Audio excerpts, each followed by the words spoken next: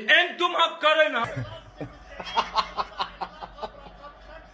95 دقيقة بتفرج على معاليك ضميري. نكدوا علينا والله في الاخر انا عارف. ما تقنعنيش، ما تقنعنيش يا عم.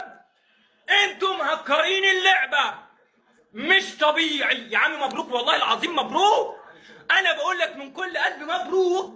بس انت كاهلي الدوري حبك بطريقة غريبة يا اسطى. يا اسطى انت الدوري بيحبك موت. رافض يروح لاي نادي خالص. مش عايز اي نادي في مصر الا انت. والله كنت عارف، والله كنت عارف، والله كنت عارف. ايوه يلا سيد التشويق وسيد درويش وعبد المطلب ما طبيعي، ما طبيعي. انا قاعد يا جماعه، انا قلت لكم ايه؟ قلت لكم ايه؟ باشا ما فيهاش، ما في اهو. لعيبه البنك بتقول له شوف طيب يمكن اوف سايد يمكن.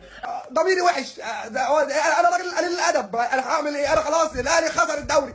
الاهلي خسر الدوري ماذا حدث هناك ايها ما يعني مين اللي راح فين ومين جه ازاي؟ وبالنسبه للبنطلون عشان بيقع، خدت بالك؟ انا عايز افهم ايه اللي يعني هو اصلا ليه؟ يعني ليه اصلا انت ايه اللي وقفك؟ خدت بالك في وبعدين اصلا مش المفروض يعني.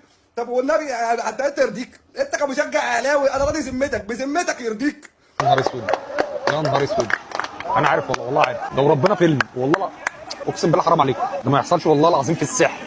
انا لقيت الجمهور بتاع الاهلي حصر عليك يا اللي في بالي. انا اللي في باله، لا قلت اول ولا تاني انا.